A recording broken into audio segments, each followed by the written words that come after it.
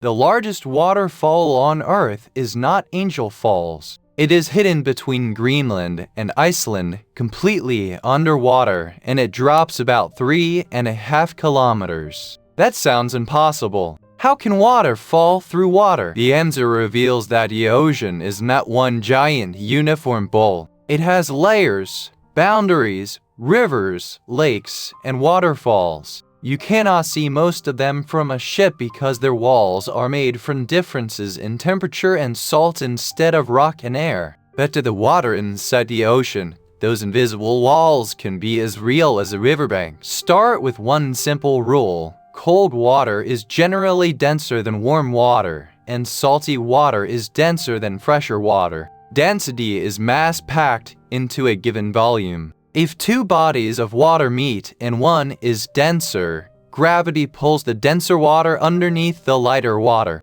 Add ridges and valleys on the seafloor, and the deep ocean begins to behave like a hidden landscape with flowing channels. Now travel to the Denmark Strait, the gap between Greenland and Iceland. Frigid water from the Nordic seas moves south. Warmer water from the Erminger Sea approaches from the other side. When they meet, the colder, denser water slides underneath and spills over a giant undersea ridge. NOAA estimates the cataract drops roughly 3.51 kilometers, compared with just under 1 kilometer for Angel Falls. Its downward flow is estimated at more than 3.5 million cubic meters every second. That is not a thin white ribbon you could photograph from the side. It is an enormous body of dense water descending through slightly lighter water, and that difference matters. A waterfall on land falls through air, so its surface is obvious and violent.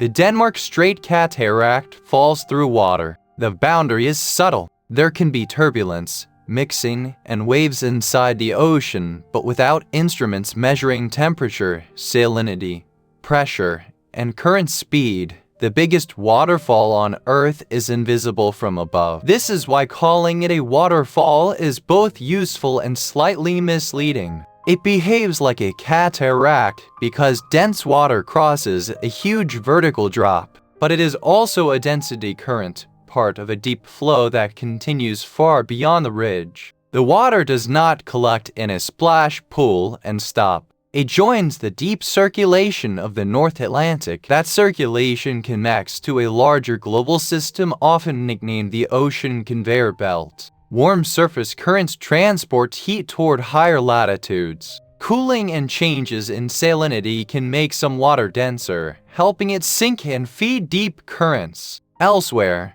deep water eventually returns upward. The full system is far more complex than a single belt, but it moves heat, salt, nutrients, carbon, and oxygen around the planet. The hidden waterfall is not just a weird record. It is a dramatic doorway into how the ocean helps shape climate and marine life. But waterfalls are only the beginning. In places such as the Gulf of Mexico, water can form lakes and rivers on the seafloor. Long ago, thick salt deposits were buried beneath layers of sediment. Seawater moving through cracks can dissolve that salt and return as concentrated brine. Because the brine is much saltier and denser than ordinary seawater, it sinks into depressions instead of mixing quickly away. The result can look astonishingly familiar: a smooth surface, a visible shoreline, ripples, and streams of brine flowing downhill into a pool. An underwater vehicle can approach one of these pools and appear to hover over the surface of a lake. But crossing that boundary is dangerous for many animals. Some brine pools have extremely high salinity and little or no oxygen.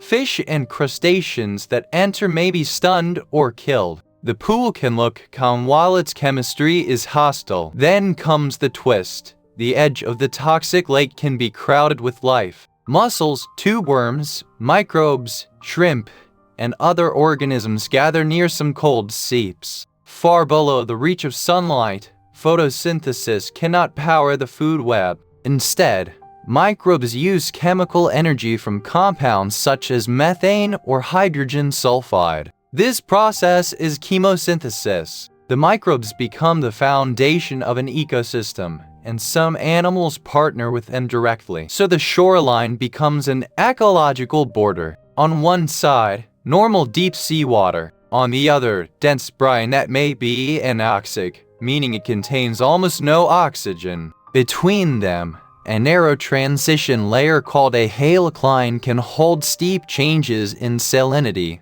oxygen, and chemistry. For microbes adapted to extremes, that boundary is not empty. It is prime real estate. Some of the most extreme versions are deep hypersaline anoxic basins, known as DHAB. They sit more than 2 kilometers below the surface and can range from hundreds of meters to several kilometers across. Their brine mixes very little with the seawater above. Pressure can reach hundreds of times the pressure at the surface. Yet microbial communities survive there and participate in cycles of carbon, nitrogen, and other elements. These environments also change our idea of where life can exist. An ecosystem does not always need sunlight. A lake does not always need land around it. A waterfall does not always need air. The familiar words still work because the physics creates familiar behavior.